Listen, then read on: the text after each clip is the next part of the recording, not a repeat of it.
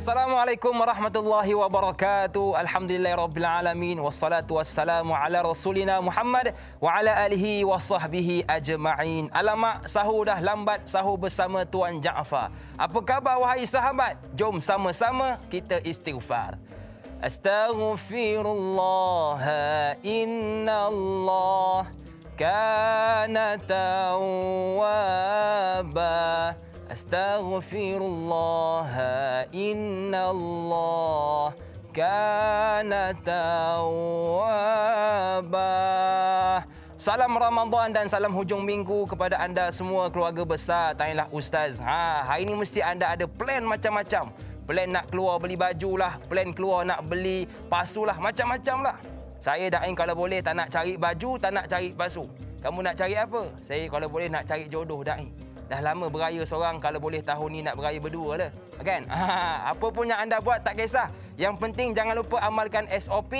Yang pertama, pakai pelitup muka. Yang kedua, jaga penjarakan fizikal. Dan paling penting, jangan lupa pakai hand sanitizer kerana kita belum menang lagi ni menentang COVID-19. Bila sebut tentang tajuk kita pada hari ini, sebut tentang Ramadan, Ramadan tak lari daripada satu amanah yang perlu kita tunaikan, iaitu zakat.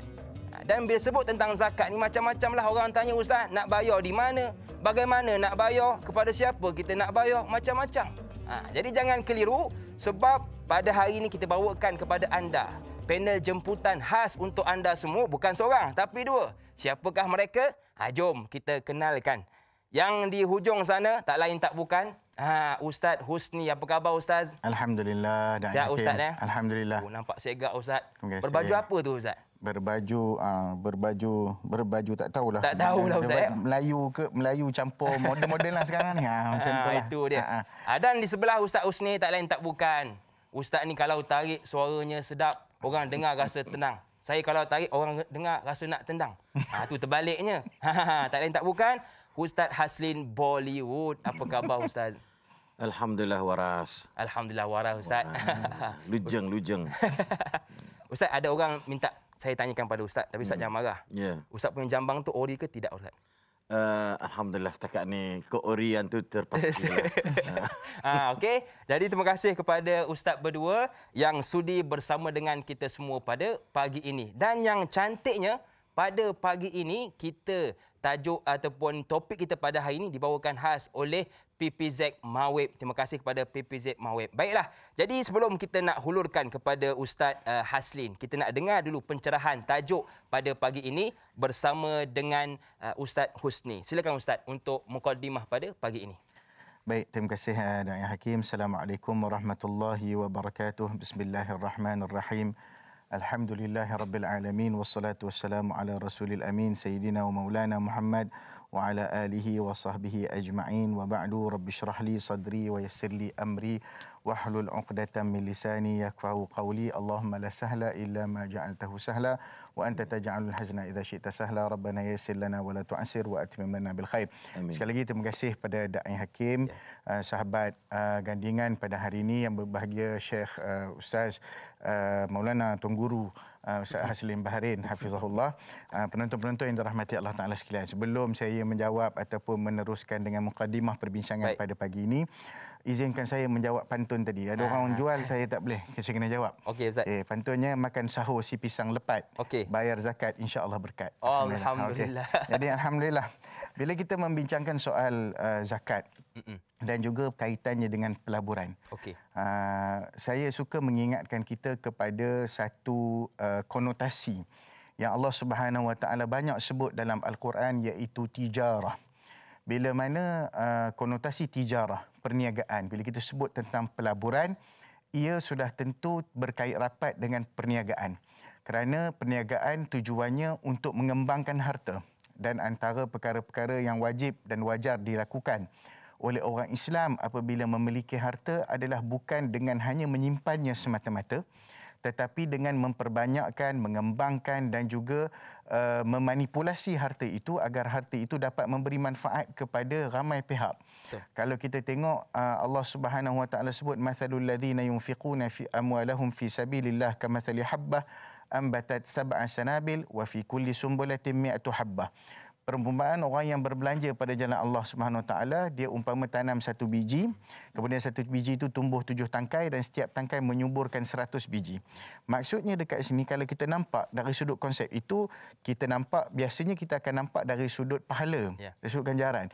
Tapi sebenarnya di sebalik itu, kalau pahalanya banyak itu, kenapa tidak harta tidak boleh berganda seperti itu? Betul. Maknanya kita perlu ada aspek-aspek menyuburkan harta. Sehingga Nabi SAW berpesan kepada Aisyah radhiyallahu taala anha, siapa man wala yatiman ala fayatajirha, siapa yang menjaga harta anak yatim, maka hendaklah orang itu menyuburkan dengan waktu zaman Nabi SAW, antara elemen kesuburan ataupun penyuburan harta adalah menerusi perniagaan. Betul. Maka Nabi berpesan kepada Aisyah, kata siapa yang jaga harta anak yatim, kena didagangkan harta anak yatim tu supaya dia berkembang. Jangan hanya habis harta itu dimakan oleh sedekah, yakni zakat. Maksudnya kalau harta tu duduk saja pun kena zakat, berkembang pun kena zakat, duduk saja pun kena zakat. Dua-dua kaedah ataupun dua-dua keadaan kena zakat. Sebab itu Allah Ta'ala menyebut 8 tempat, kalau tak salah saya, konotasi tijarah, maknanya perniagaan dalam Al-Quran, yang mana banyak menyebutkan tentang kepentingan perniagaan. Antara lainnya Allah Subhanahu Wa Taala menyebutkan, ya ayyuhallazina amanu la ta'kulu amwalakum bainakum bil batil illa an takuna tijaratan, okey, antaradim minkum.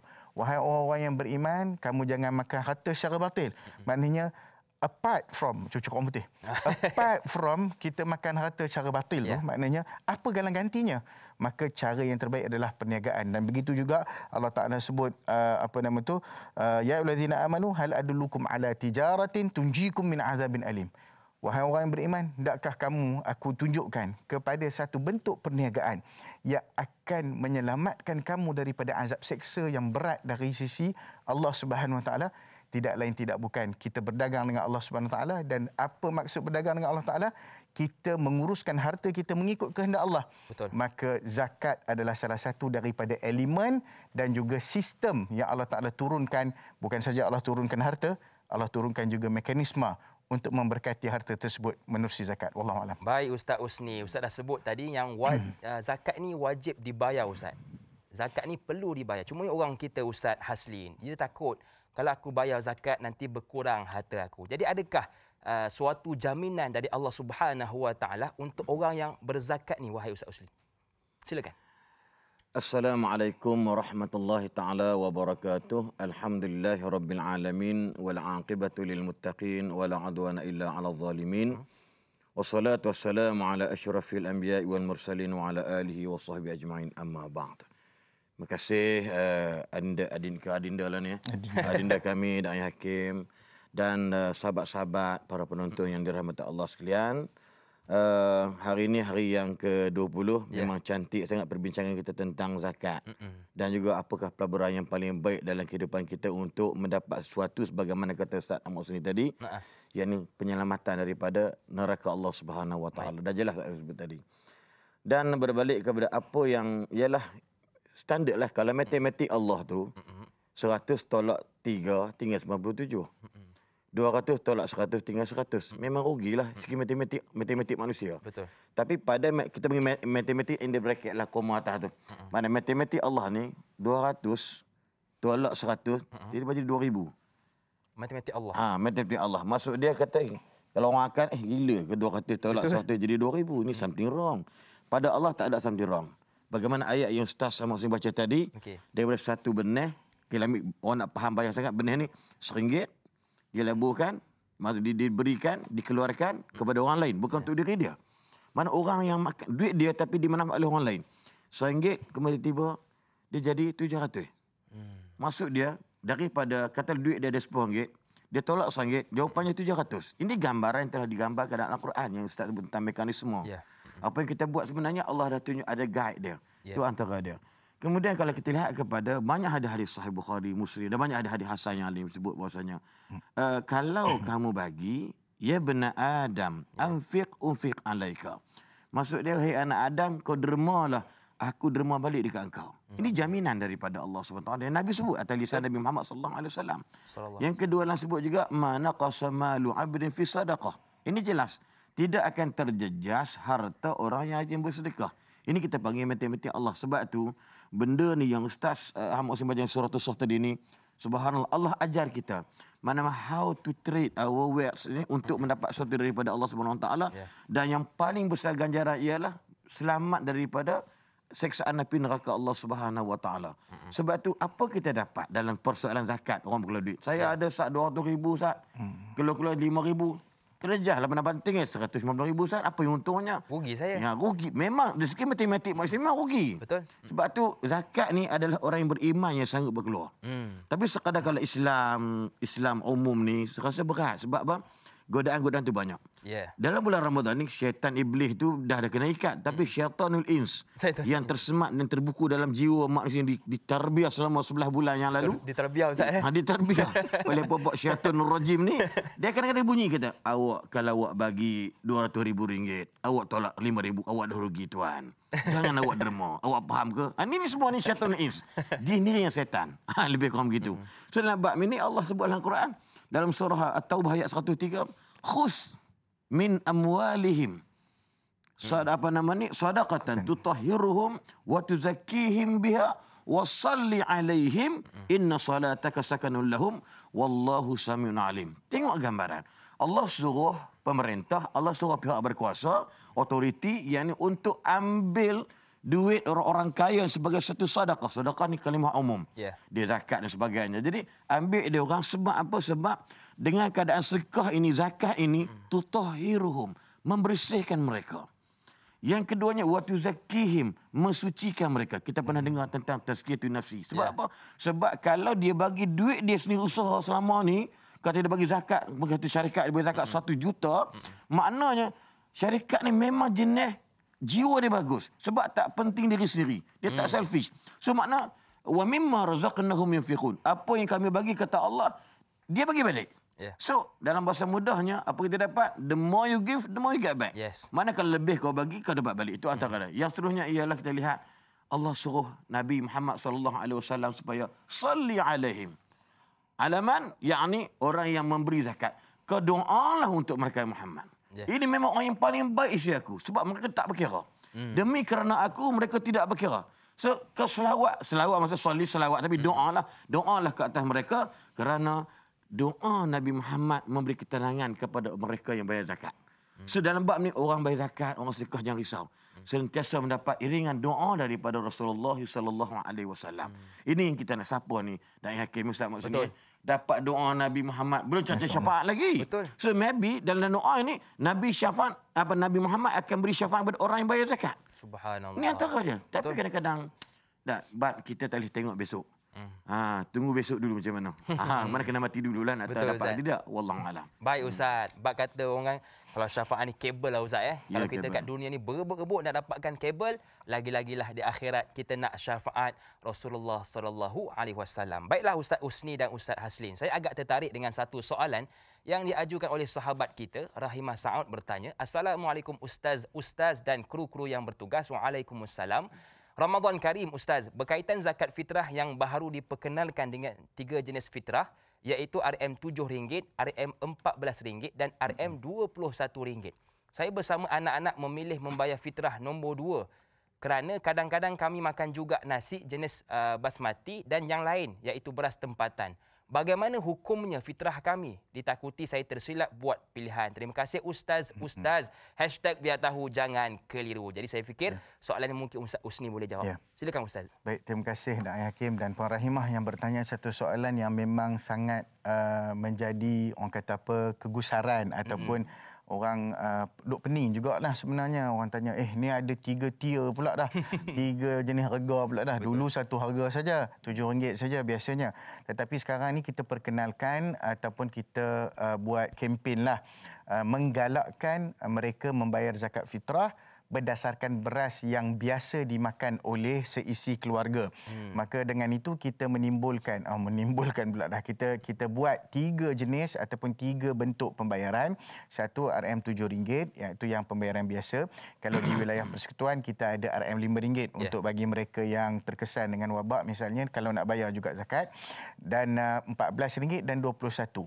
Bagi mereka yang kadang-kadang makan beras basmati, tu kadang-kadang tu maksudnya makan beras nasi Arab lah. Ya. Ni Ustaz Aslim punya beras lah ni. Ustaz Aslim punya beras. Dia punya apa nama tu? Dia punya kaum kerabat dia punya. Kaum kerabat. Kan? Maknanya orang yang kita kena faham asas kepada zakat fitrah ini disebut dalam kitab adalah diberikan daripada ghalib qutul balad. Apa maksud ghalib qutul balad? Iaitu makanan ruji yang secara urufnya, secara makanan ruji tempatan kita. So orang biasa makan apa? Nasi lah. Dan nasi jenis apa? Biasanya nasi yang beras hancur 5%. Yang tu yang biasa. Jadi di situlah kita letakkan harga asas RM7. Maka siapa-siapa pun yang makan beras mahal ke, yang makan beras tak berapa mahal, tengah-tengah ke, ataupun dia nak bayar RM7 tetap sah. Jadi jangan risaulah.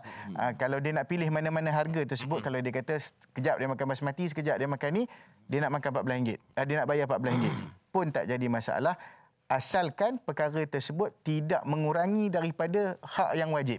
Hak wajib tu 7, tapi yang nak lebih tu terpulang kepada kita untuk memilihnya. Dan tidak wajib saya ulang, tidak wajib bayar ikut beras kita makan. Tapi ini galakkan kita sebab Allah Subhanahu Wa Taala sebut dalam Al-Quran, faman tatawwa khairan fahuwa khairul lah, dalam surah Al-Baqarah. Siapa-siapa yang tatawwu, maknanya nak menambah daripada kewajipan itu, tambah benda-benda sunat, tambah pahala, tambah kalau infak tu tambah, fahuwa khairul lakum. Dia adalah baik untuk dirinya sendiri. Baik Ustaz, terpulang kepada anda nak bayar berapa, RM7 boleh, RM14 pun boleh. Baiklah Ustaz-Ustaz dan kepada keluarga besar Tanah Ustaz, kita nak beristighfar seketika, kembali selepas ini.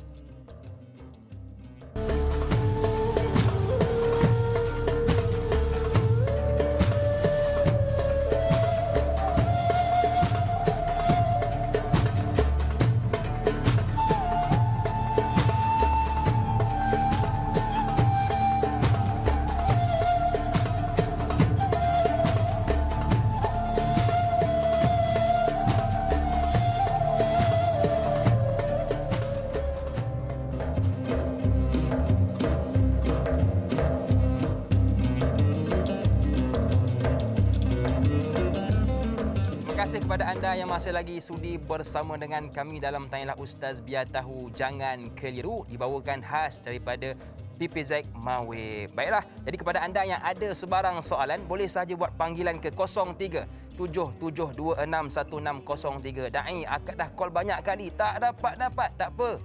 Jangan risau, boleh ajukan melalui Facebook kami, Tanyalah Ustaz TV3. Baiklah, kita ada satu soalan daripada sahabat kita, Rara Ismail. Assalamualaikum Ustaz dan Da'i. Waalaikumsalam. Zakat adalah satu pelaburan untuk pembangunan ummah yang terbaik. Bila mana wang zakat dapat menolong para asnaf agar mereka dapat menaik taraf kehidupan mereka, tapi bagaimana pula dengan orang yang mengeluarkan zakat wang? Dari sudut manakah yang dikatakan ianya satu pelaburan? Mohon pencerahan Ustaz. Sekian, terima kasih. Terima kasih kepada Rara Ismail atas soalan. Silakan Ustaz Aslim. Masya Allah. Jadi ginilah. Sebenarnya bila sebut tentang zakat ni memang berkaitan dengan duit, berkaitan dengan wang. Maksud dia dengan berkaitan dengan harta. Kalau lembu, cara lembu sama maksud ni. Betul. Buah darian Ustaz. Buah darian maksud juga. Dapat duit tu berapa jumlah. Bukan zakat. Bukan kalau buah darian tu. Berdarah orang dibuatnya dengan buah darian kan. Maksud ada duit lebih. Kata mendega buah darian tu dapat 500,000 dengan bersih dan tolak semua lebih kurang berbelanja modal dan sebagainya, maka dia kena bayarlah zakat. So persoalan tadi bila apakah pelaburan di sudut manakah yang dimaksudkan disebut? Sebab tu kita baca ayat tadi dah bahwasanya zakat ini adalah merupakan perintah daripada Allah Subhanahu Wa Taala dan bermaksud dia dalam rukun Islam. Maksud dia kalau mereka yang ingkar kepada masalah zakat telah mereka ni kufur kepada Allah Subhanahu Wa Taala. Habis peringkat sampai peringkat mungkin naudzubillah jatuh murtad dengan agama Allah Subhanahu Wa Taala. Sebab itu memang sebut tadi dah kita bagi contoh yang paling senang lah. Maksud dia memang dari sudut kalau 200,000 tu kalau tolak memang rugilah, tetapi asas ialah untuk mendapat kebaikan daripada Allah Subhanahu Wa Taala, dan asas kedua Ustaz membaca ayat tadi surah As-Saff tadi makna nak selamatkan daripada api neraka Allah, dan yang ketiganya kita tidak peringkat orang yang mementing diri kekayaan kita ada ni daripada Allah. So kita bagi balik. Wa ahsin kama ahsanallahu ilaik. Dalam surah Al-Qasas ayat 77 sebut. Buat baiklah dengan manusia bukan kerana manusia itu buat baik dengan saya. Buat baik dengan manusia kerana Allah telah berikan macam-macam kebaikan dekat saya. So maksud kalau kita senang, berkongsilah kesenangan. Bukannya semua. Mungkin sebilangan, segelintir atau sebahagian itu sahaja. Ini contoh dia. So apa yang kita katakan manfaat kebaikan yang kita dapat ialah bayangkan kita telah memberikan sesuatu yang bermanfaat kepada orang yang memerlukan harta kita. Betul. Yang memerlukan bantuan kita. Ini yang paling penting. Sebab tu dalam bab contoh macam soalan apa tadi pada binti Sa'ud tadi Rahimah tadi ni dia sebut 7 ke 14 21 macam tadilah asah ialah RM7. Tapi kalau siapa nak buat baik ini bubuhlah RM40 tak ada masalah. Kan macam saya kata bukan cakap semua sejak saya rezeki tu lebih memang kita bayar RM2 satu kepala. Kalau anak 7 bini seorang lah. Cambuk saya seorang jadi 9 kalilah tengok. So salahkah kalau bayar RM25 tak masalah. Sebab benda ni adalah janji Allah kalau kamu lebihkan itu paling baik untuk kamu. Betul. Jangan risau bab kurang ke tak kurang, jangan fikir banyak. Yang penting tunaikan hak kamu kepada orang lain. Sebab tu dalam bab zakat harta sebagian kita keluar dia mungkin dipikir dia zakat fitrah Tuhan. Ni zakat duit simpanan kami macam mana ni? Kena buat keluar. Pakai emas, pakai tak pakai pun kena buat keluar dalam bentuk wang. Itu asas dia. Mungkin saat maksudnya dulu orang ada banyak beras. Ya. Ingat tak banyak beras. Bayangkan saya pernah dapat 120 gantang. Masya Allah. Tapi bila tolak balik, saya nak belajar pergi Pakistan balik sekali tahun 1992 saya balik, 88 pergi, sudah balik sekejap sampai 94 terus. Bayangkan beras kita kat masjid kita saja. Sebab orang nak bayar dekat apa? Orang ustaz ni balik belajar kan sebagai contoh dia. So dalam bab ni bila nak train jatuh nilai susut nilai. So pandangan ialah lepas tu kalau boleh biar ada benda yang ada manfaat. Mungkin duit tadi ni digambarkan kepada segantang beras. Yeah. So saya boleh beli macam-macam. Mungkin dengan RM14 ikan boleh beli, tepung boleh beli, tapi nilaian adalah segantang beras yang diwajibkan. So dalam bab nilai wang ni jangan risau insya-Allah. Kita bagi bayangkan keperluan orang yang memerlukan tu akan orang ketahuan tersimpang daripada faktor kebuluran, kemiskinan dan sebagainya. Yeah. Kerana ini adalah hak yang memang kita kena bagi juga walau bagaimanapun. Wallahu alam. Baik Ustaz. Tadi Ustaz sebut anak Ustaz berapa orang Ustaz? Anak baru 7. Baru 7. Isteri? Tu dalam sibuk ceramah. Oh, dah sibuk ceramah. Kan? Contohlah kalau tak sibuk tu wallahu alam. Hakim pun tak sendiri teka macam mana kan. Okey, baik Ustaz. Terima kasih atas ulasan. Bila sebut tentang zakat juga ya. Zakat ni ada orang kata bagaimana zakat ini Ustaz Usni boleh membantu ekonomi umat Islam. Bagaimana? Silakan. Bila kita sebut tentang zakat membantu ekonomi umat Islam, kita kena faham bahawasanya apa yang Allah Ta'ala sebut dalam Al-Quran, hatta la takuna dulatan bainal aghniya'i minkum. Hendaklah kamu belanja, infak itu supaya duit yang ada dalam kitaran kita itu, maknanya dia tidak hanya beredar di kalangan orang-orang kaya di kalangan kamu. Apa maksud perkembangan ekonomi? Perkembangan ekonomi adalah bermaksud bagaimana keseimbangan hidup antara golongan kaya dan golongan miskin. Sebab tu kalau kita tengok dalam sistem mungkin sosialis ataupun sistem kapitalis, maknanya orang yang makin kaya, orang miskin makin miskin. Sebab tak ada jurang tu.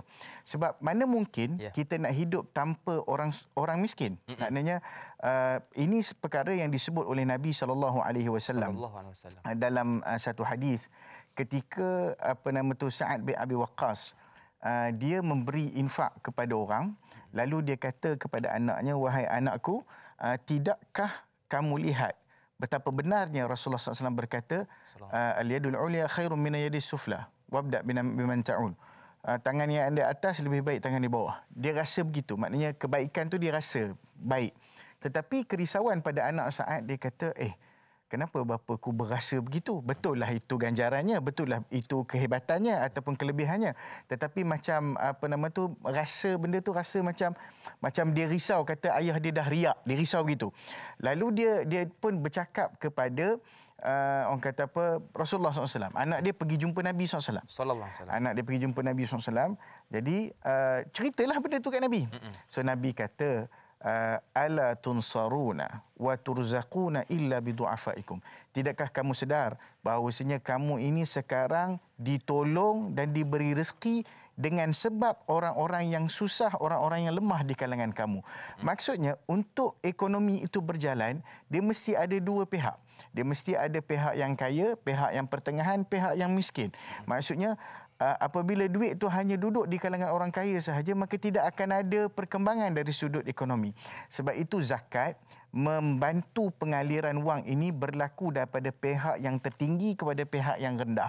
Muaz bin Jabal dipesan oleh Nabi SAW, bila mana engkau pergi ke Yaman, engkau akan berhadapan dengan ahli kitab. Bila mereka taatimu dalam urusan syahadah, ajar mereka bahawasanya ada salat 5 waktu sehari semalam. Bila mereka telah taatimu daripada salat 5 waktu dari sehari semalam, bagi tahu kepada mereka, fa'alimhum anna Allah aftarada 'alaihim sadaqah tu'khadhu min aghniyahum wa turaddu 'ala fuqarahim. Diambil daripada sedekah zakat, diambil daripada orang kaya, diserahkan, dipulangkan kembali kepada orang miskin di kalangan mereka. Apa maksud dipulangkan kembali? Kenapa Nabi menggunakan kalimah faturaddu, dipulangkan?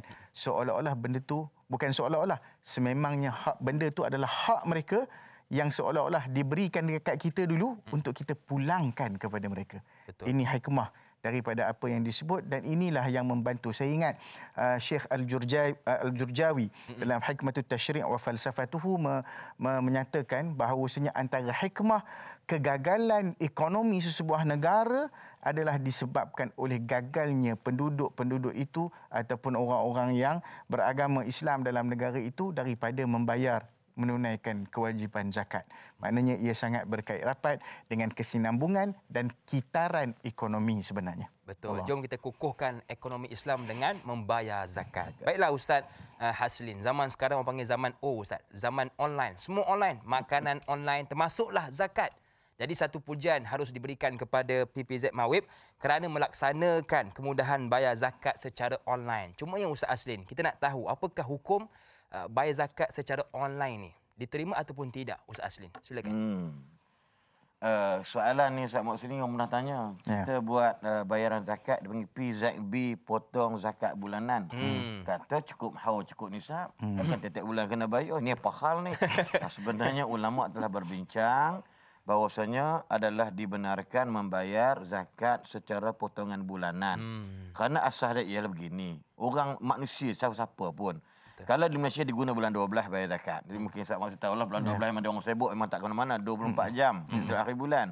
Jadi kadang zakat dia kena bayar 10,000 setahun. Berat nak buat keluar. Betul? Berat dengan sifat-sifat ni bahasa ni Bollywood kata bohot ganjus dia kedekut tu kita nak kempen bayar zakat tiba 10,000 banyaknya bro kata buat gitu. Jadi kalau divide balik 12 mungkin RM900 aja.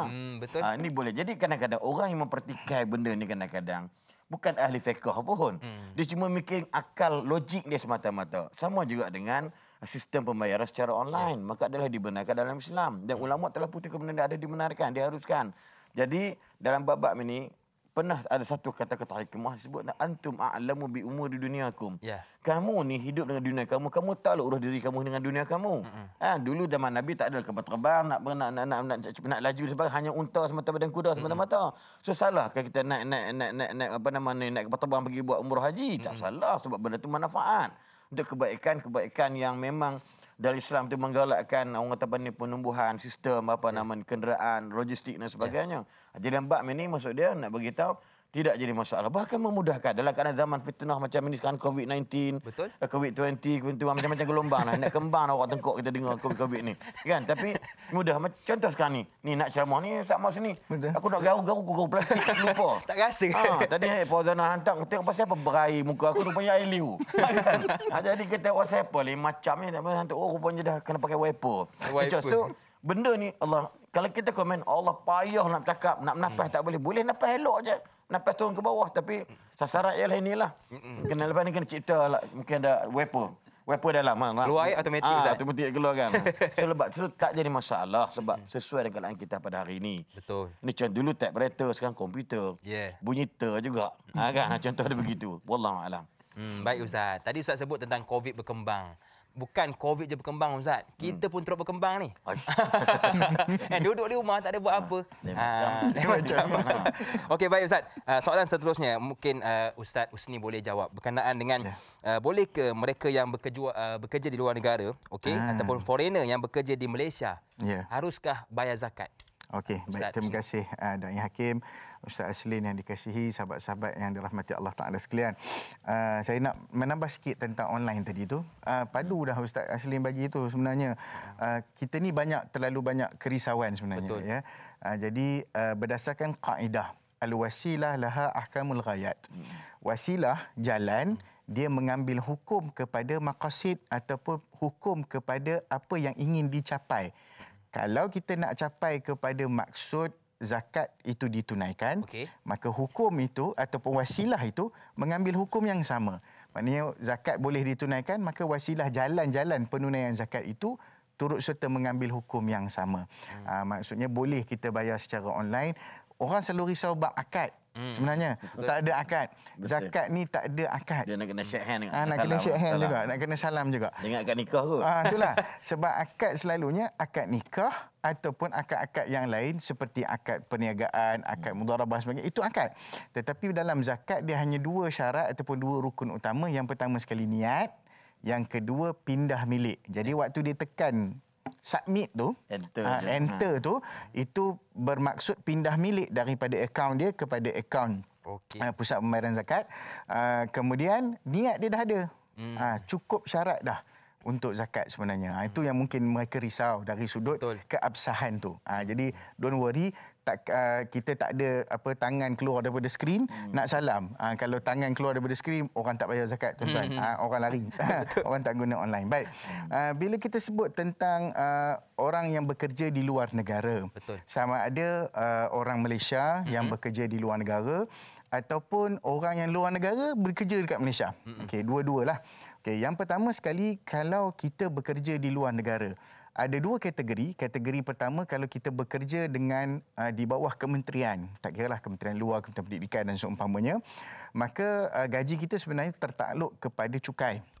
Maka kalau mereka ingin mendapatkan rebate cukai, maka mereka juga boleh membuat pembayaran zakat dan berhubunglah dengan pusat zakat. Contohnya kalau di kementerian-kementerian ini biasanya di bawah jurisdiction wilayah persekutuan, boleh berhubung dengan Pusat Pengetahuan Zakat Majlis Agama Nasional Persekutuan. Kita akan mudahkan untuk urusan mereka yang bekerja dan juga mereka yang berada di sana untuk membuat pembayaran zakat. Kita tak ada masalah. Sekarang boleh buat online. Sekarang juga boleh buat auto debit. Maknanya terus boleh buat. Dia ada bank, bank tu boleh buat auto debit, terus buat auto debit.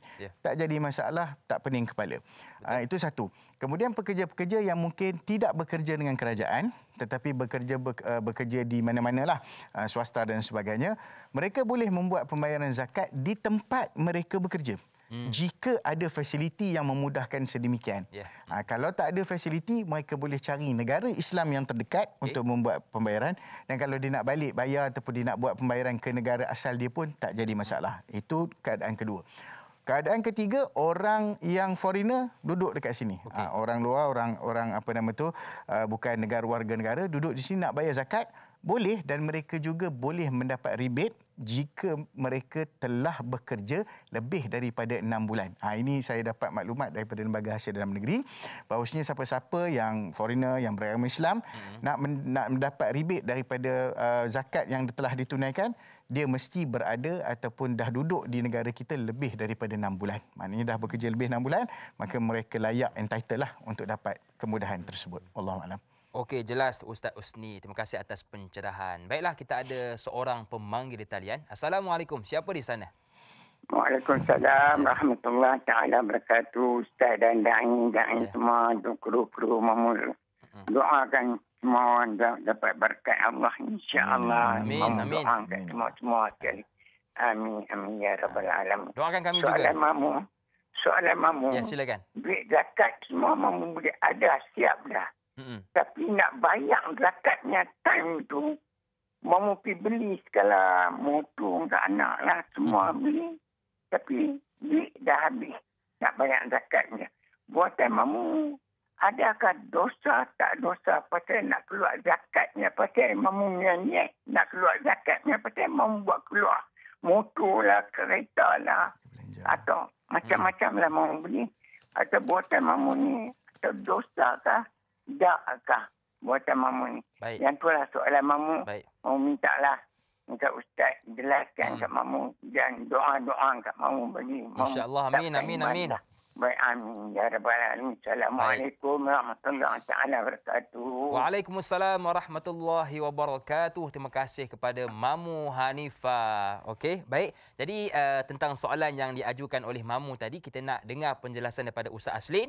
Cumanya kita nak bertahmid seketika, kembali selepas ini.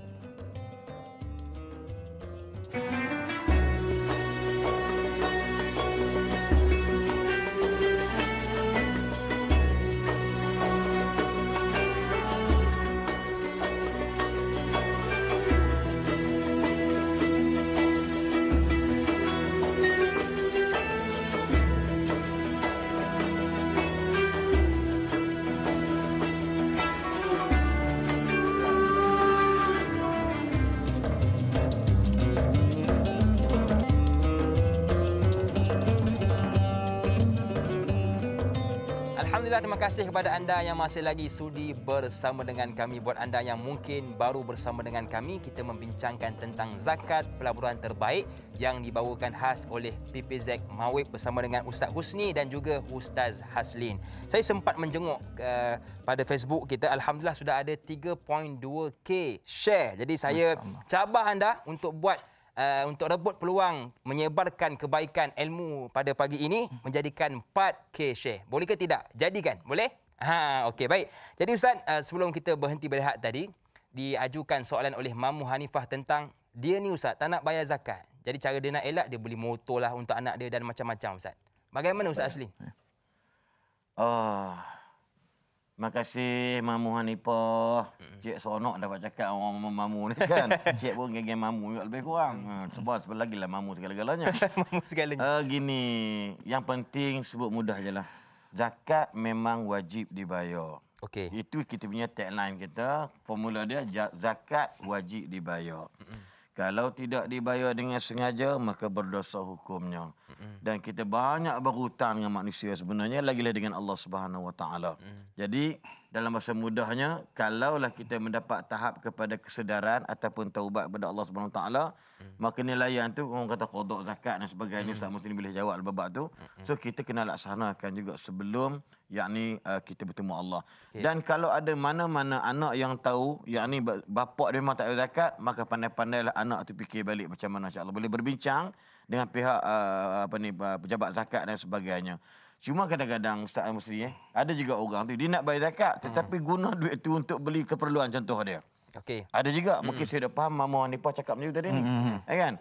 Mamu Hanifah cakap dia nak bayar zakat, kemudian pergi mana-mana, kemudian saya kata nak beli barang. Pakai duit tu dulu.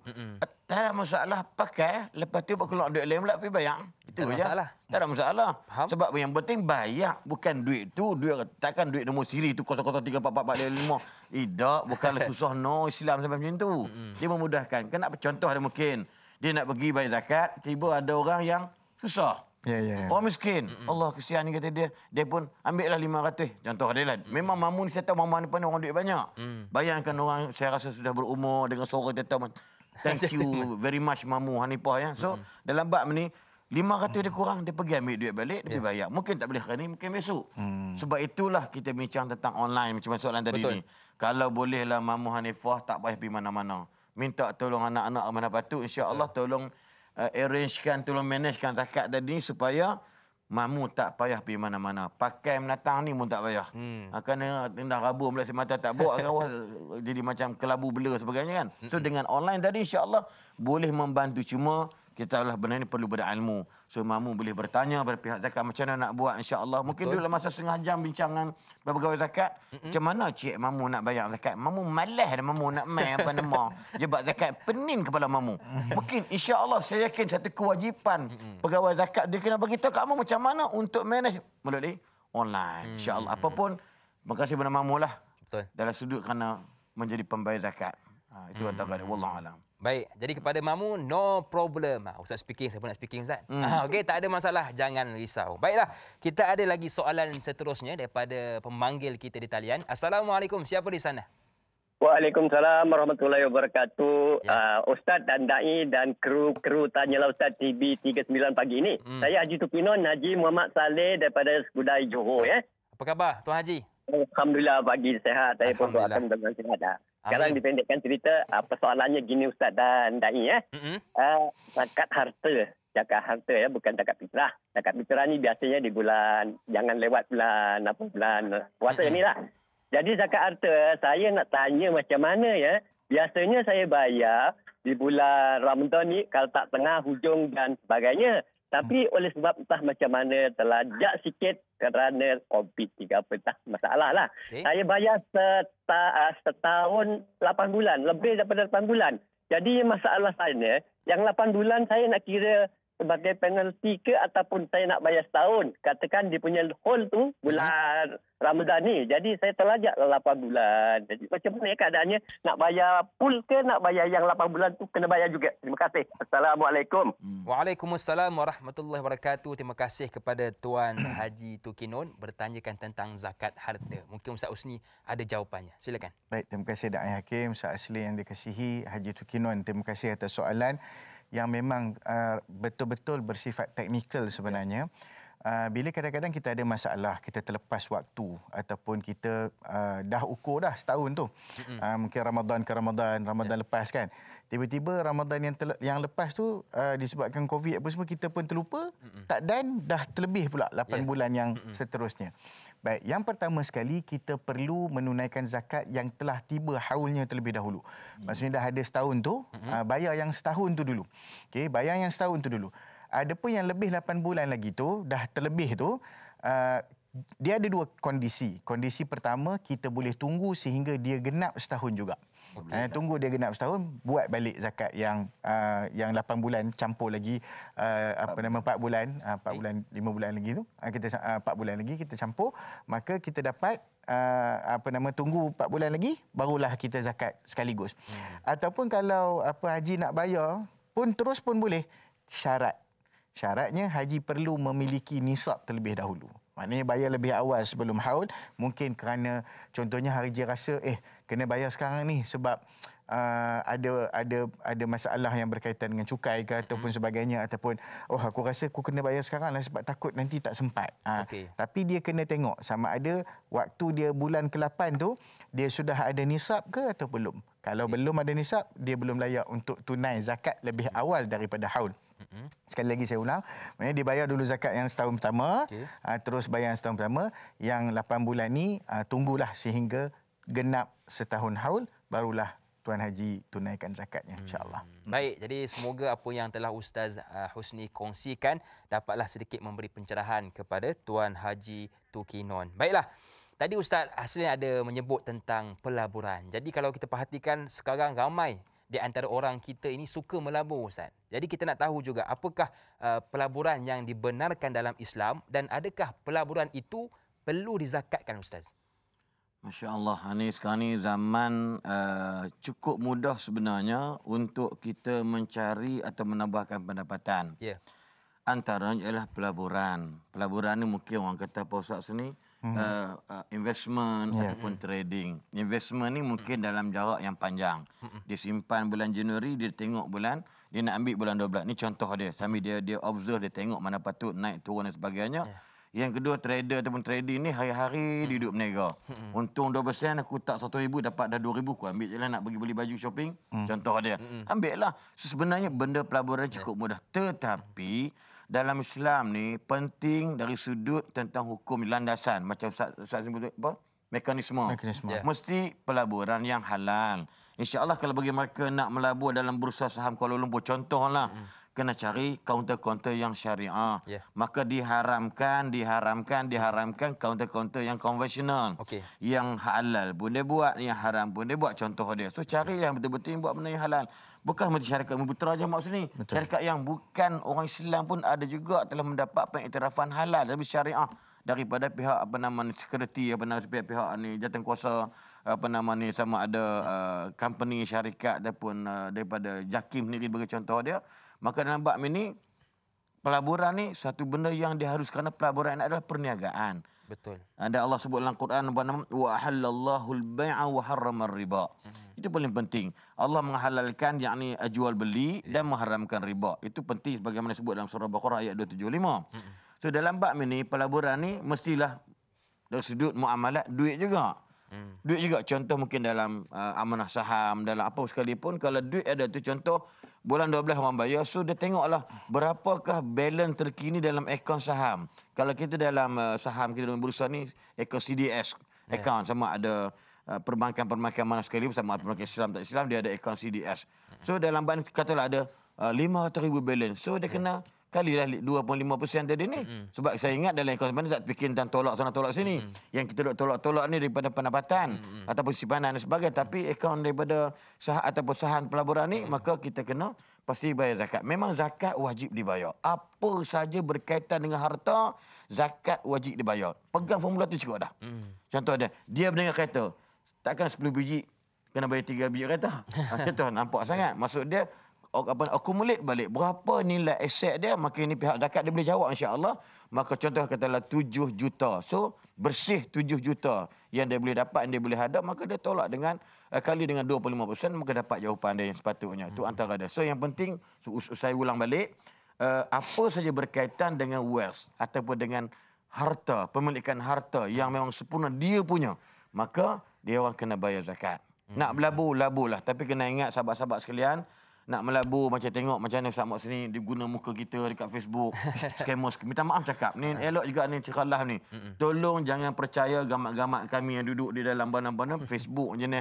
Syarikat syarikat tok nenek, syarikat tok itu tok ini. Dia buat reka. Orang sampai kena tertipu. Sebab tu nak bagi tahu kalau nampak muka Ustaz Mak sini, muka adik Akin, nampak muka saya, maksud daripada dia telefonlah dulu. Betul. Tanya Ustaz, betul kan Ustaz? 300 simpan petang dapat 4,000. Kalau macam tu, aku dah lama jutawan nak kekeh ni. Kan? Takkan aku nak hambakan muka aku dalam Facebook contoh dia. Betul. So, cari orang yang sepatutnya.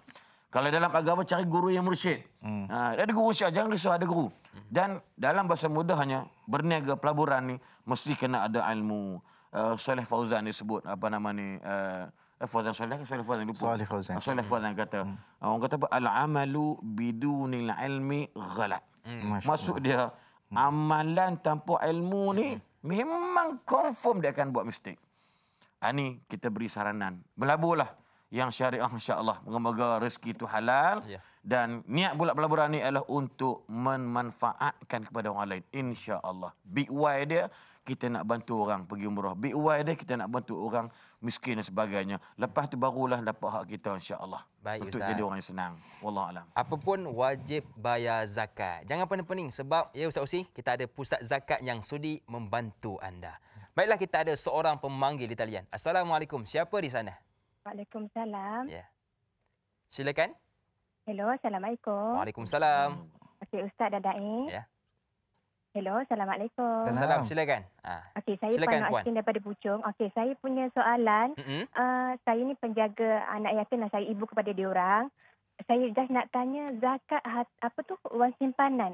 Cara pengiraan dia sebab dah cukup haus. So macam mana saya nak cari cara pengiraan saya tu macam mana? Okey. Tahu juga kan? Baik. Itu just pertanyaan saya, Ustaz. Okey. Terima kasih. Sama-sama, terima kasih kepada Waalaikumsalam warahmatullahi wabarakatuh. Terima kasih kepada Puan Ashikin bertanyakan tentang wang simpanan Ustaz Usni. Okay. Bagaimana Ustaz? Baik, terima kasih Puan Ashikin yang dia sebut tadi dia penjaga anak yatim. Nabi SAW sebut ana wa kafilul yatim kahataini fil jannah. Subhanallah. Aku dan orang-orang yang jaga anak yatim ni akan duduk beriringan di dalam syurga. Nabi tunjuk antara dua rapat tu macam antara dua jari Rasulullah SAW. Jadi moga-moga orang mereka yang menjaga anak-anak yatim ini jaga dengan ikhlas, jaga dengan amanah, jauhkan daripada mengkhianati dan insya-Allah ganjaran besar Betul. adalah berada di samping Nabi SAW, bukan di mana-mana, di dalam syurga. Itu Allah. Paling hebat. Pertama sekali bila kita sebut tentang zakat wang simpanan, di dalam Malaysia ni kita ada dua kaedah ataupun dua pola pengiraan yang berbeza. Ada negeri-negeri masih lagi pakai kaedah baki terendah pada simpanan. Maksudnya dia kena tengok dalam setahun mana-mana baki yang paling rendah yang melebihi nisab. Maka itu diangkat sebagai tabungan ataupun dipanggil wi'a'uz zakah, iaitu mana poin nak kira zakat dia tu, tabungan zakatnya. Contohnya dia simpan awal tahun, dia menyimpan contohnya 30,000. Berlalu sepanjang tahun ada baki hujung 50,000 misalnya. Tapi baki paling rendah dekat dalam akaunnya katalah 25,000. Maka dia ambil bilangan 25,000 tu, dia zakatkan 2.5%. Itu mazhab pertama lah kita kata. Mazhab kedua dalam negara kita menggunakan pakai antaranya di wilayah Persukan Kuala Lumpur, dan kita telah fatwakan perkara ini. Kita mengira zakat simpanan daripada baki hujung simpanan. Maksudnya kita tak kira berapa keluar masuk dalam setahun, kita tengok baki hujung, iaitu end balance. Kita tengok baki hujung, katalah masuk 20,000, masuk 30,000, tengah 50, naik 100, turun balik 70, hujung ada 60 misalnya. Maka kita zakat daripada 60,000 tersebut, kerana ia merupakan baki terakhir dalam simpanan kita. Jadi nak tahu kita ni duduk dekat fatwa mana, sila berhubung dengan negeri masing-masing lah. Kalau puan tadi saya nampak dia punya alamat di Puchong, Selangor, mungkin boleh berhubung dengan sahabat kami di Lembaga Zakat Selangor, insyaAllah. Baik Ustaz, jadi jangan pening-pening bab zakat ni, jangan pening-pening. Kita boleh rujuk kepada pusat zakat yang dekat dengan kita. Baiklah, kepada keluarga besar Tanyalah Ustaz, kita nak berehat seketika, tetapi jom sama-sama kita saksikan kapsul daripada Ustaz Don dengan tajuk Kawal Nafsu. Jumpa selepas ini.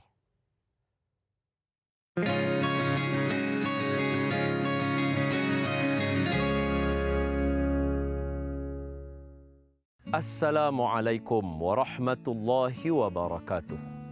Bismillahirrahmanirrahim. Alhamdulillahi rabbil alamin. Wassalatu wassalamu ala ashrafil anbiya'i wal mursalin wa ala alihi wa sahbihi ajma'in. Kawal nafsu. Nafsu ada dalam diri setiap orang. Kalau tidak kerana nafsu, kita tak wujud atas muka bumi ini. Kita wujud disebabkan ada nafsu pada datuk dan nenek kita, pada ayah dan ibu kita, maka lahirlah kita. Begitu juga kita yang mana ada zuriat. Kerana kita ada nafsu, maka adalah zuriat. Bukankah zuriat salah satu kebanggaan Nabi Muhammad sallallahu alaihi wasallam? Ya, Nabi kata, aku bangga umat aku ramai di hari akhirat esok. Maka dengan nafsu yang ada, disalurkan ke jalan yang baik, dia dikira sebagai pahala sedekah. Nampak? Dan dengan adanya zuriat yang ramai, kita mengikut ittiba'us sunnah, mengikut sunnah Nabi Muhammad sallallahu alaihi wasallam. Maka nafsu bukanlah sesuatu yang jahat semata-mata. Sebab itu dalam Al-Quran ada 2 firman Allah sekurang-kurangnya yang kita boleh ingat. Yang pertama, firman Allah, Ya ayyatuhan nafsul mutmainnah, irji'i ila rabbiki radiyatan mardiyah, fadkhuli fi ibadi wadkhuli jannati. Sadaqallahul azim. Allah memuji nafsu yang mutmainnah, yang diredai oleh Allah. Dalam firman Allah surah Yusuf pula, Allah Ta'ala berfirman, Inna nafsa la ammaratun bisu illa ma rahima rabbi. Nafsu sentiasa mendorong untuk nak buat jahat. Ini nama dia nafsul ammarah.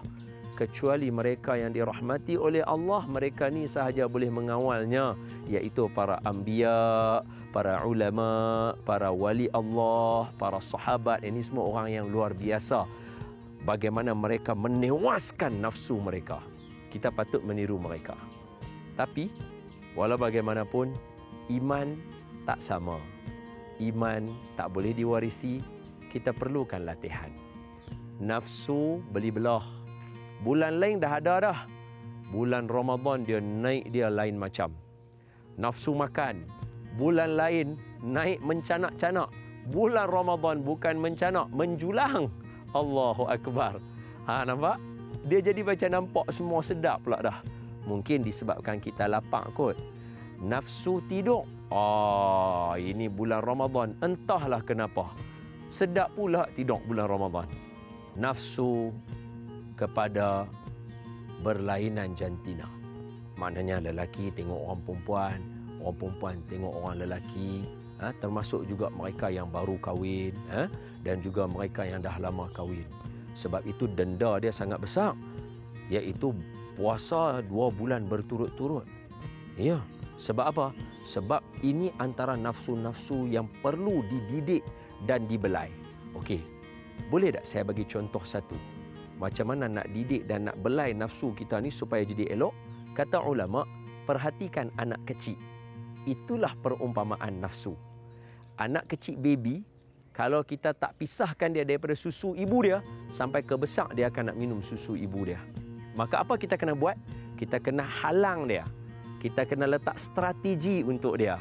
Macam mana nak bagi dia pisah susu, macam mana kita nak tukar dengan botol, macam mana kita nak bagi dia minum daripada cup dia, macam mana kita nak bagi dia. Nampak tak? Ada strategi dia. Begitulah dengan nafsu diri kita.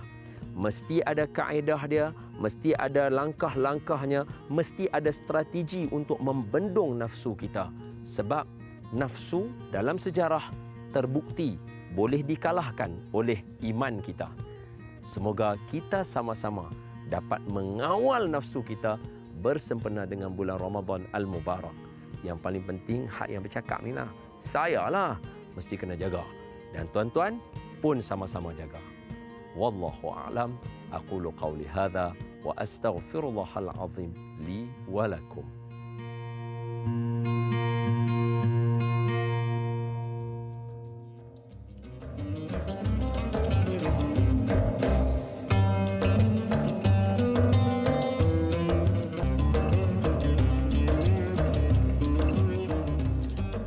Terima kasih kepada anda yang masih lagi sudi bersama dengan kami. Buat anda yang mungkin baru bersama dengan kami, kita membicarakan tentang topik zakat pelaburan terbaik bersama dengan Ustaz Husni dan juga Ustaz Hasli. Baiklah, kita nak terus meraihkan soalan daripada Mak Eto di Facebook. Assalamualaikum Da'i dan Ustaz. Waalaikumsalam. Saya nak tanya, 30 tahun lalu syarikat tempat saya bekerja ada bagi saham pada kaki tangan dan saya pernah dapat 15K dari penjualan saham tersebut.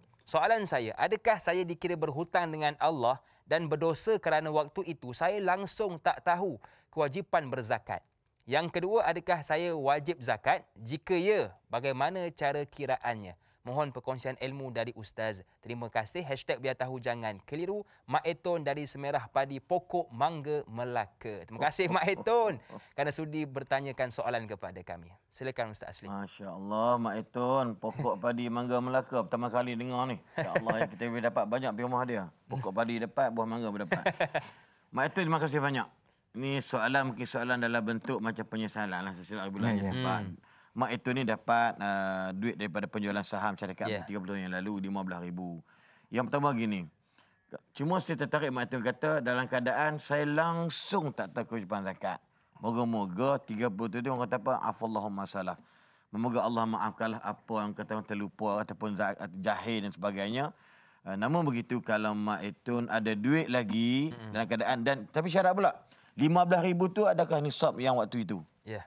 Contoh dia. Tapi kalau ikut sekarang ni, setahu saya lah mungkin pusat bukan zakat 22,000 Ustaz. 22,000 mana tak kena lah. Sebab 15,000. Cuma kalau waktu itu mungkin 8,000. Mungkinlah 30 tahun lalu lama dah. Kan? Nilai emas pun dah pun sekarang dah tinggi. Maka kalau mak itu sekarang ni ada duit dan waktu itu pula memang 15,000 ke atas ataupun 12,000 ke atas, maka mak itu bayarlah, tak masalah. Kalau mak itu tak ada duit sekarang ni pun, harap anak bagi semua mak itu tak ada duit, maka moga-moga Allah memaafkan apa orang tak berkejahilan dan ketidaktahuan tentang zakat tu wajib dan sebagainya. Okay. Tapi kalau ada sekarang ni, memang mak itu memang kaya, contoh dia ada berjuta, maka bayarlah.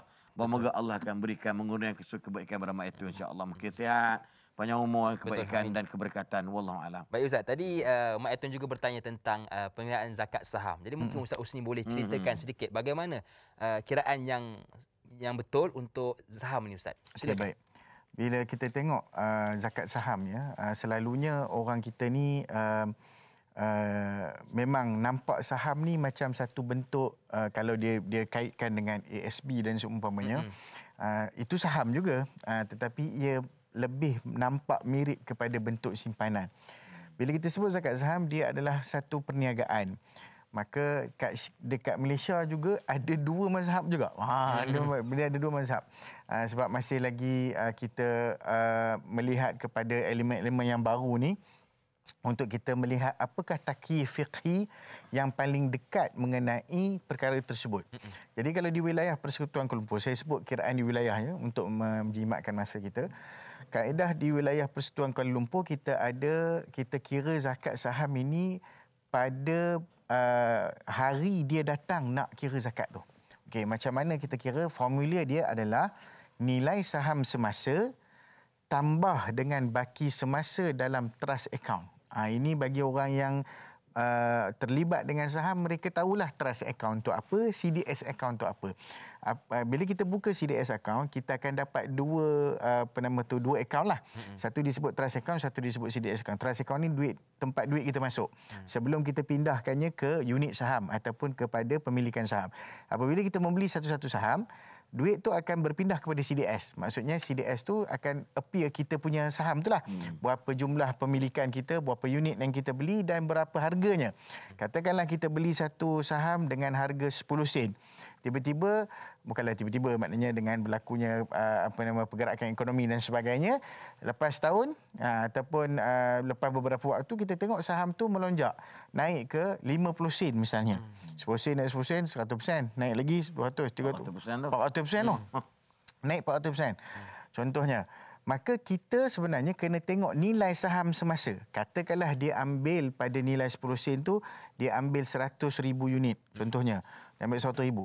Maknanya RM10,000. Maknanya dia kat situ tiba-tiba naik jadi 50 sen. Jadi dalam lebih kurang 50,000. Maknanya naik 50,000. Daripada 10,000 dia beli, naik 50,000. Maka hari dia nak kira zakat tu, kita tengok nilai yang 50,000 tu lah.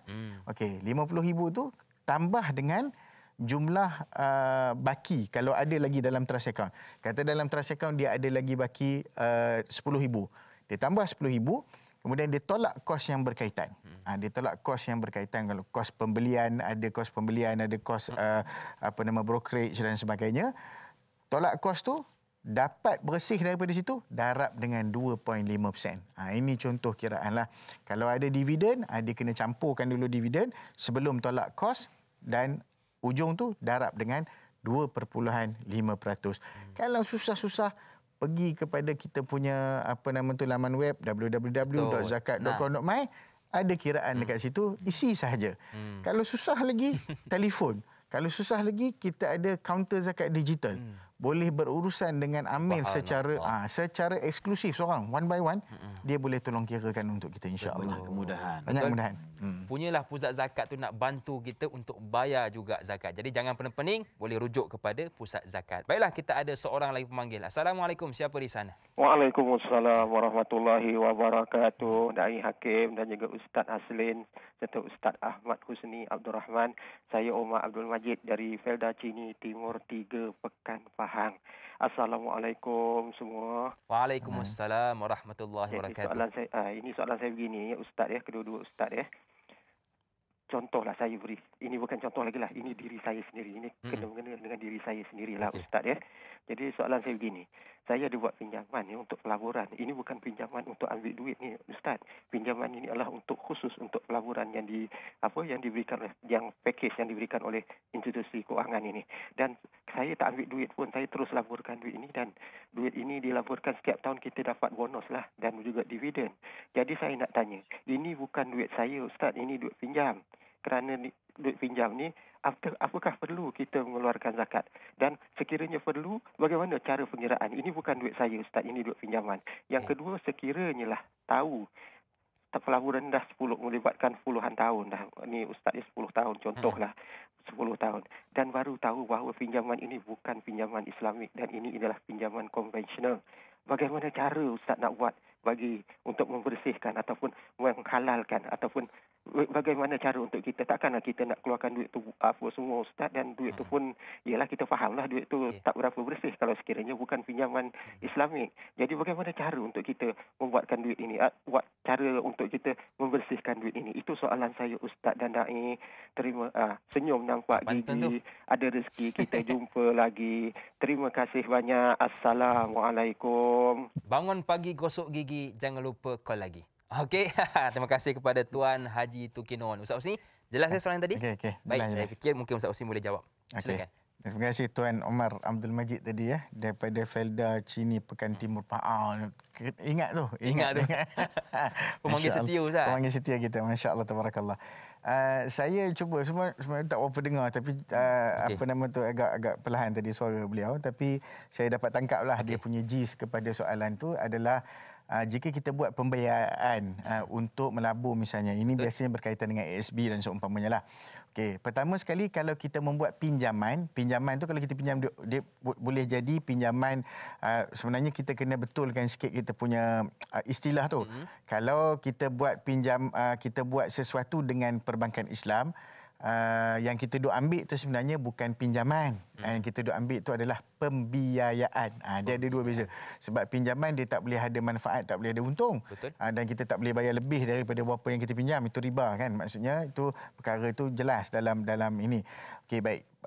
Dia ambil pembiayaan, kemudian dia laburkan dalam security ataupun portfolio pelaburan lah, ASB dan seumpamanya. Kalau berkaitan dengan ASB, kita faham bahawasanya pelaburan yang dibuat menerusi pembiayaan, dia punya pokok kita tak boleh kacau. Maknanya kita tak boleh guna, kita tak boleh ambil sehinggalah kita telah selesai membayar semua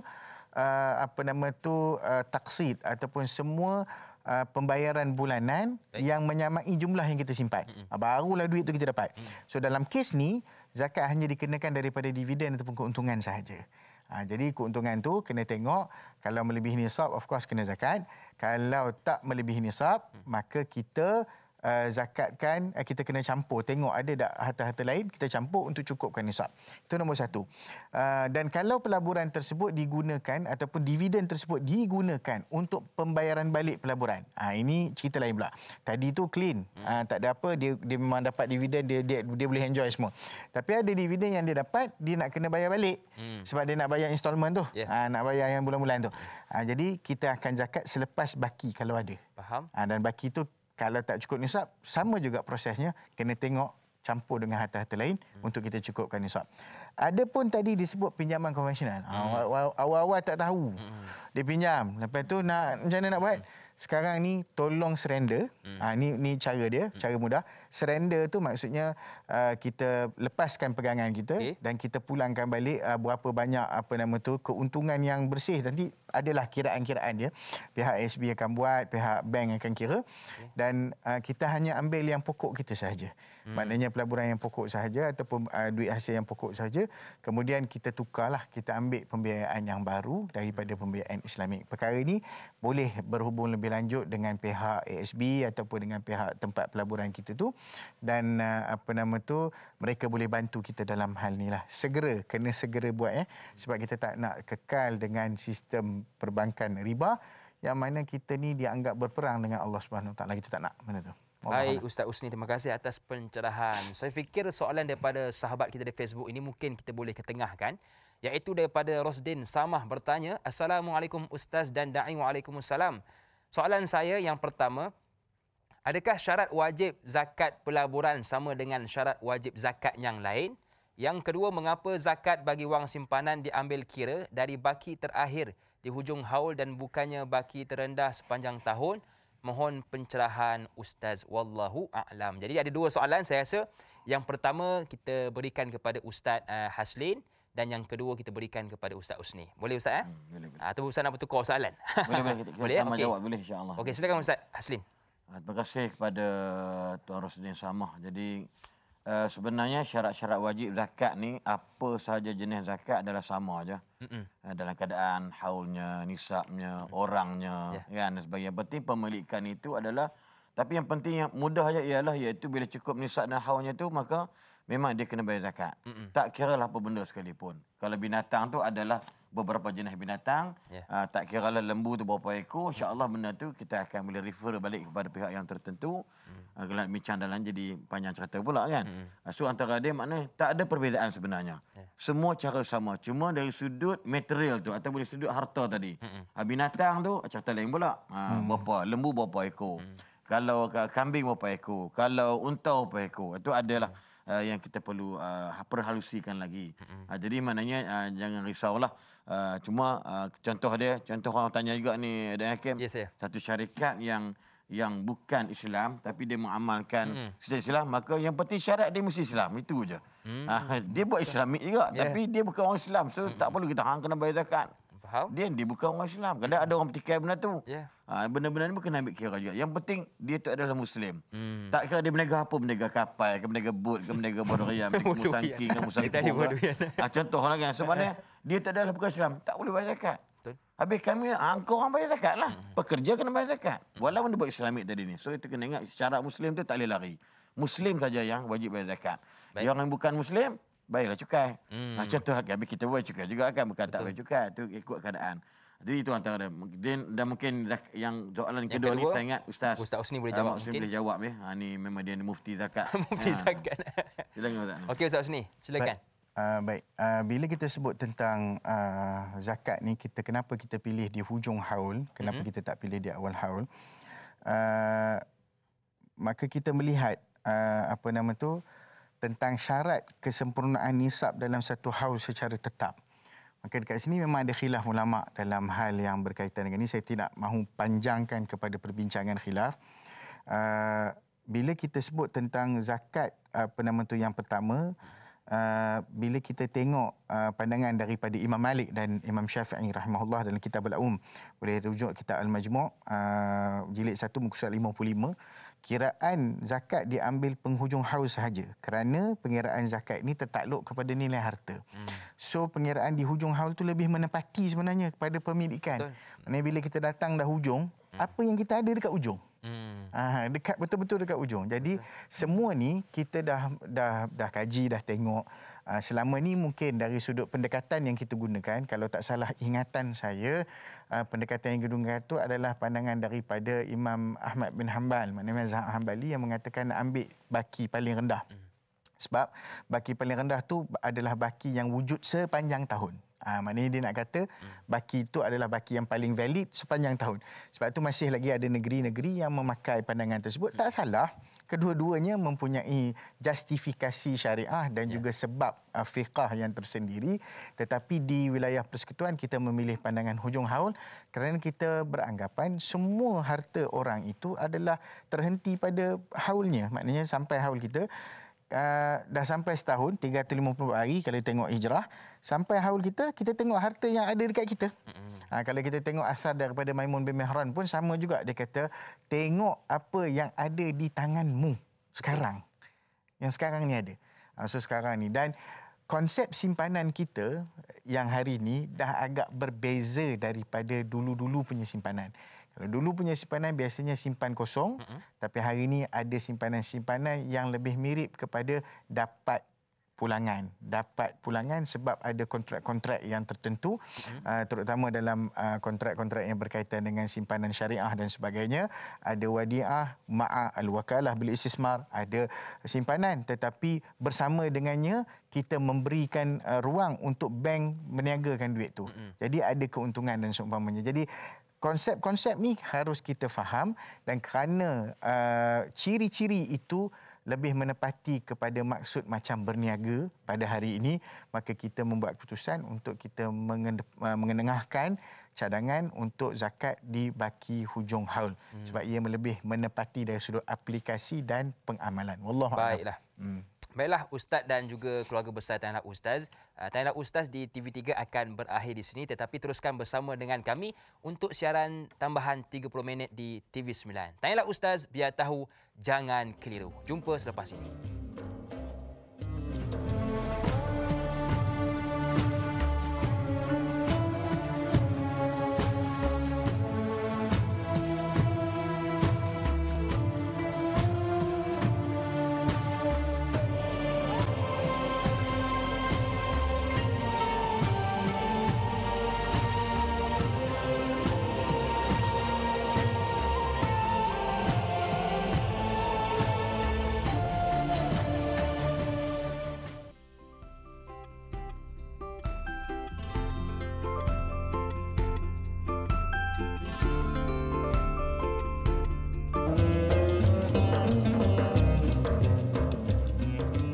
kasih kepada anda yang masih lagi bersama dengan kami dalam Tanyalah Ustaz. Biar tahu jangan keliru, dibawakan khas oleh PPZ Mawib. Jadi mungkin sekarang anda tengah sibuk ialah dengan gosok baju nak keluar rumah ni. Apa pun yang kita nak lakukan hari ini, jangan lupa amalkan SOP, jaga penjarakan fizikal, pakai pelitup muka dan pakailah hand sanitizer kerana kita belum menang menentang COVID-19. Baiklah, hari ini kita bicarakan tentang zakat pelaburan terbaik. Dan bila sebut juga tentang zakat, ya Ustaz Husni, hari ini orang banyak juga melabur dalam zakat dan dalam emas, maafkan saya, dan ramai juga yang pakai emas sampai sadarlah tangan dia. Sebab apa? Banyak sangat emas di tangan ni. Jadi bagaimana kiraan zakat untuk emas, Ustaz Husni? Okey, baik. Terima kasih Da'i Hakim. Memang betul ramai juga yang membuat pelaburan dalam bentuk emas. Sama ada emas tu bersifat emas yang kepingan tu, ataupun kita sebut sebagai emas bullion ataupun coin ataupun sebagainya. Maka itu satu bentuk, ataupun emas wafer, gold wafer dan seumpamanya. Ada orang buat pelaburan juga dengan membeli emas perhiasan, tapi bukan untuk dipakai, tapi in a form of investment, dalam bentuk pelaburan. Ada juga orang membeli emas pelaburan menggunakan buku, maknanya dibeli di bank dan seumpamanya. Dan ada juga orang buat emas pelaburan ni menerusi ETF gold, Exchange Traded Fund, dalam gold, dalam emas. Maka ini bentuk-bentuk yang memang banyaklah pada hari ini.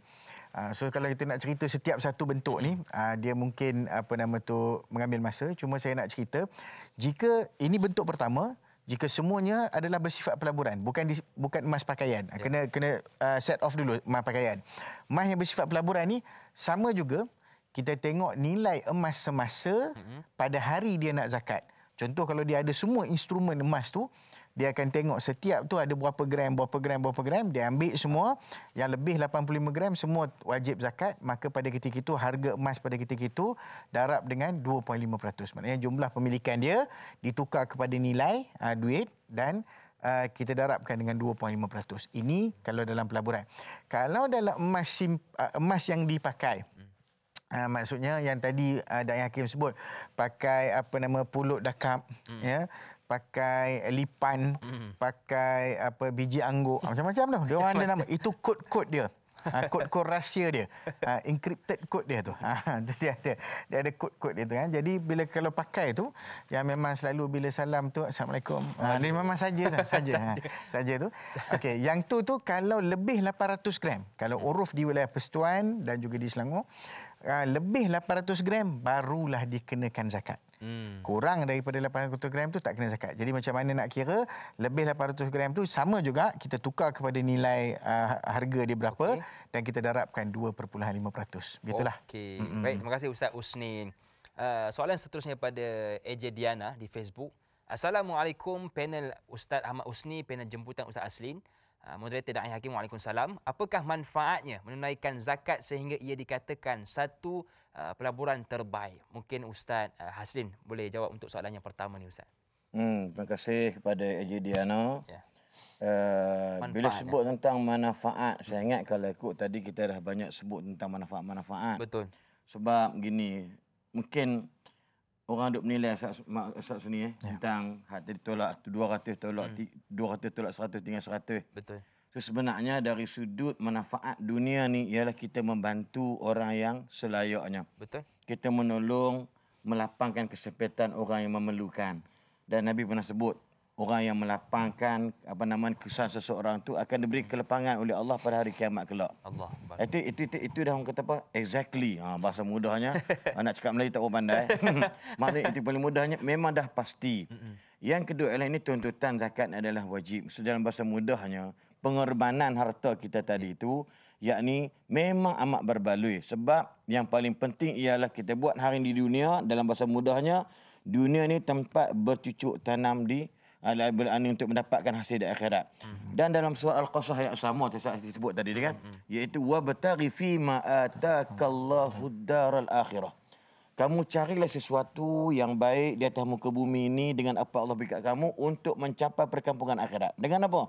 Dengan menyumbang, dengan amalan soleh, dengan bersedekah dan sebagainya. Itu antara yang saya boleh bagi jawapan kepada puan AJ Diana, iaitu nak bagi tahu bahawasanya manfaat untuk kebaikan semua. Saya pengalaman dengan Hakim. Bagaimana saya seronok bulan Ramadan orang bagi hamper. Contoh ini bukan zakat tapi hadiah, sumbangan.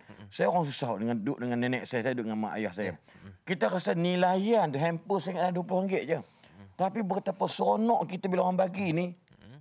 Subhanallah. Bayangkan darah daging sehari ni ialah darah daging daripada sumbangan hamper orang yang bagi tadi ni. Tak mustahil. Allah bukannya memadamkan sejarah-sejarah kita dari hidup kita miskin, susah. Dan Allah tak akan lupa pengorbanan kebaikan kita buat pada orang lain. Itu mana kita nak. Kemarin sedekah jarah ini, bila kita meninggal, subhanallah. La syakka fihi, maknanya dapatlah kebaikan selagi mana dimanfaatkan. Tubuh badan saya makan duit zakat orang. Saya dapat duit zakat Perak dulu. Berapa ribu dapat saya belajar di Pakistan macam contoh dia. Hari ini saya mengajar, saya berceramah. So orang yang sumbang duit saya melalui Baitul Mal di Perak, contoh di Perak, saya negeri Perak. So subhanallah, saya yakin janji Allah tu adalah pasti dan tidak ke mana-mana lah hasil yang kita buat di atas muka bumi ini kerana memudahkan kehidupan orang lain. Wallahu a'lam. Jadi jangan risau kerana ganjaran itu diberikan oleh Allah Subhanahu wa taala. Baiklah, kita ada pemanggil di talian. Assalamualaikum, siapa di sana? Waalaikumsalam. Saya Puan Hayati Ismail dari Rawang. Kak Yat ke? Ya, saya. Cantik, saya Daim. Kak Yat. Silakan. Assalamualaikum Ustaz. Ya, silakan. Kak Yat nak tanya, sekiranya ada orang mewakilkan kita untuk membeli saham lah di bursa saham sebagai contohnya kan. Lepas tu bila ada nilai keuntungan, masalahnya pasaran saham kan turun naik. Macam mana kita nak kadar nak bayar tu Ustaz? Cantik. Itu saja soalan saya. Baik, terima kasih kepada Kak Yat dari Bandar Tasik Puteri Rawang, tak silap saya, kerana sudi buat panggilan kepada kita. Mungkin Ustaz Husni ada jawapannya. Silakan Ustaz.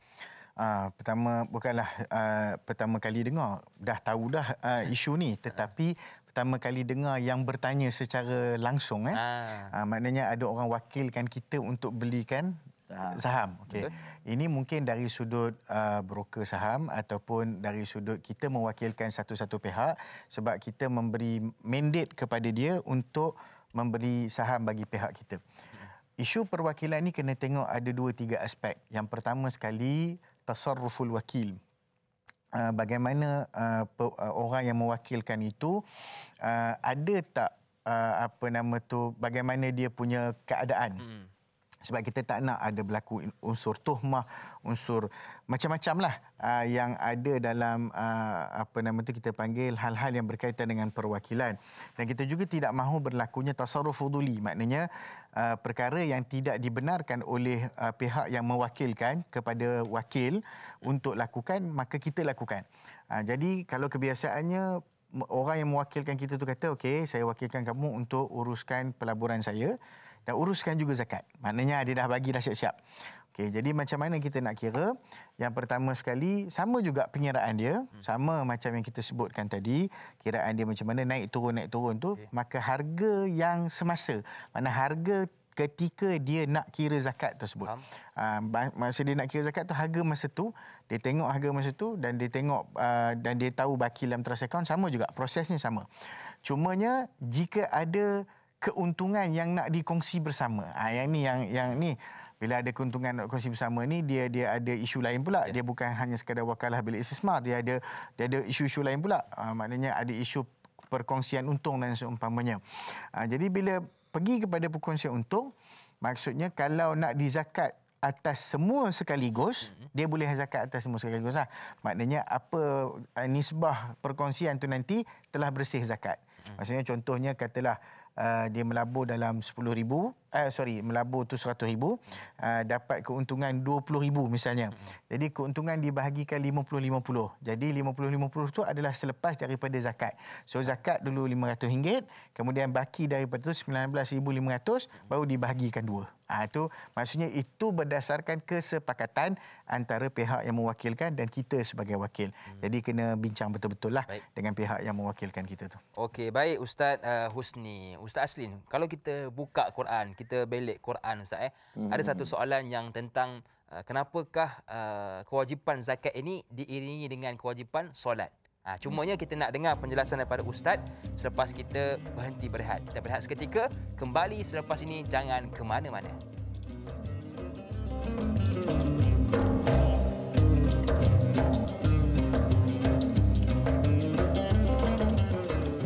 Anda masih lagi bersama dengan kami Triple H, Husni, Haslin dan Hakim.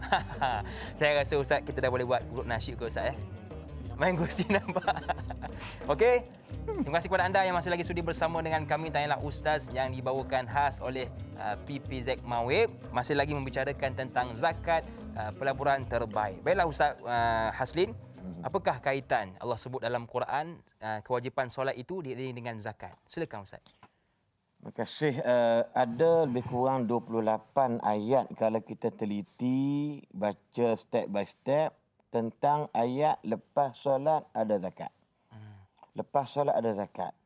Sebab benda ni pembuktian dari sudut keislaman dan keimanan kita. Mungkin kalau haji tu sini, mungkin dia seorang dapat. Kan? Kalau puasa dia seorang dapat. Kalau mengucap dia seorang je. Tapi dalam bab ni dia ada dua benda. Iaitu hablum minallah wa hablum minan nas. Bila sebut tentang solat, kita kena faham bahawasanya solat sebagai asas ataupun tiang agama. Kalau tak solat bermakna runtuh agama. Di sudut hadis yang disebut ada menyebutkan. Dan kalau zakat ni pula, zakat ni mampu memperkukuhkan hubungan antara manusia dengan manusia. Maksud dia meningkatkan taraf sosioekonomi umat. Zakat. Sebab tu kalau terlihat macam Ustaz sebut tadi dah ada cerita dia. Kalau ikut Umar bin Abdul Aziz, macam mana rakyat jelata tak ada yang susah. Subhanallah. Ambil zakat pergi ke Afrika, dia kata pergi Afrika nak agih zakat. Dia kata kalau tuan datang bulan lepas, kami layak untuk terima zakat. Maknanya kaya. Itu meningkatkan taraf sosioekonomi. Maksud kita yakin dengan zakat ni kalau orang buat, insya-Allah kemiskinan itu akan dilenturkan, kemiskinan akan dibubarkan, insya-Allah. Jadi solat itu hubungan dengan Allah dan zakat itu hubungan dengan manusia. Di samping melaksanakan tuntutan dalam rukun Islam itu sendiri. Ini wajib. So, kalau kita lihat dalam bukan takat zaman, bukan takat orang kata apa ni, syariat ini pada tahun kedua hijrah ni hanya untuk Nabi Muhammad SAW. Tetapi Nabi-Nabi dulu pun Allah sebut dalam Quran. Contoh dalam surah Maryam ayat yang ke-55 yang mana wa kana ya'muru ahlahu bis-salati waz-zakati wa kana 'inda rabbih mardiyya. Bagaimana Nabi Ismail yang mana menyuruh ahli keluarganya tunaikan solat dan tunaikan zakat. Mereka semua cara tu jangan tanyalah kan. Mungkin berbeza dengan zakat yang difardukan ke atas umat Muhammad sallallahu alaihi wasallam. Maksudnya gandingan ini. Dan kedua pula, kenapa zakat relate dengan solat? Sebab selalunya orang yang solat ni orang yang takut pada Allah. Betul. Sebab bukan senang nak solat. Betul. Dan saya yakin hanya orang yang solat yang fokus, yang concentration solat tak tinggal, insya-Allah dalam bab zakat ni dia akan bayar. Tak ada masalah. Tak ada masalah. Sebab tu kadang-kadang kalau kita lihat, saya pernah tengok Ustaz masa ni, dia main bayar zakat tu, tengok muka dia, muka yang bercahaya. Subhanallah. Muka yang memang mutanawwir, maknanya tengok mata dah. Jangan tanya, semayang. Memang semayang punya insya-Allah. Sebab kalau dalam bab ni kita takut kalau tiang agama kita boleh runtuh, apakah tiang-tiang yang lain tidak boleh kita robohkan? Ini kaedah dia begitu. So, kita ulang balik bahawasanya solat hubungan dengan Allah dan zakat hubungan dengan manusia di samping melaksanakan tuntutan Allah Subhanahu Wa Taala. Banyak ayat menceritakan tentang solat, zakat dan sebagainya. Mungkin kadang-kadang kalimahnya wa mimma razaqnahum yunfiqun, dan mungkin ayat kita baca tadi khus min amwalihim, ambil daripada orang kaya harta mereka, nak bersihkan mereka, menyucikan mereka. Itu juga tentang zakat dan sebagainya. So nak bagi tahu ayat ini sebenarnya nak bagi tahu kepada kita relate-nya ayat ni untuk memperkemaskan tentang keimanan kita kepada Allah Subhanahu Wa Taala. Apa pembuktian kita Islam? Apa pembuktian keimanan kita? So al-amalu bil arkan. Kalau zakat kita boleh nak bayar, kalau duduk kedekut sedekah pun boleh nak buat, maka something wrong dalam kehidupan kita. Betul. Kita takut ayat di mana? Wa kana 'inda rabbih mardiyya. Allah redha dengan sifat dan sikap Nabi Ismail dan ahli keluarganya. Kenapa? Solat berjalan, zakat berjalan. Maksudnya every time, every day, every day. Sentiasa dapat keredaan Allah Subhanahu Wa Taala. Subhanallah. Itulah yang kita nak, iaitu redha Allah Subhanahu Wa Taala. Baiklah, saya suka dengan soalan daripada Romli Ali ini di Facebook. Assalamualaikum Ustaz dan Da'i yang dihormati. Waalaikumsalam. Soalan saya, kenapa zakat yang wajib dikeluarkan sebanyak 2.5 bahagian dari harta yang cukup nisabnya, dan apakah perbezaan antara zakat dan kadar upah simpan barang kemas di pajak gadai Islam yang hanya 1%? Bagaimana ianya dikira? Mohon pencerahan Ustaz. Terima kasih. Hashtag biar tahu jangan keliru. Terima kasih kepada Romli Ali atas soalan. Silakan Ustaz Husni. Baik, untuk zakat dan kadar upah simpan barang kemas di pajak gadai, zakat emas gadaian ni cara kira dia ada sedikit perbezaan lah dengan cara kiraan yang lain. Kita akan melihat kepada jumlah emas yang disimpan ataupun yang digadaikan. Katalah dia gadaikan dalam 100 gram misalnya. Baik. Kemudian kita akan tolak nilaian 100 gram semasa tu dengan jumlah pembiayaan yang dia ambil. Sebab bila dia gadai mesti dia ambil something kan. Dan benda tu dia kena bayar balik. Okey, itu dianggap sebagai hutang dia lah. Okey, kecuali kalau dia buat something else dengan benda tu dan itu akan dizakatkan di tempat lain lah. Di tempat yang lain tu. Cuma bahagian yang tersebut sebagaimana dalam fatwa yang telah kita keluarkan, maknanya dia akan tolak upah simpan tersebut. Tolak upah simpan termasuk dengan pembiayaan yang kita ambil itulah. Jadi baki daripada perkara tersebut barulah kita zakatkan 2.5%. Maksudnya memang kena perhatikan supaya upah simpan itu ditolak daripada kiraan zakat. Okey, baik.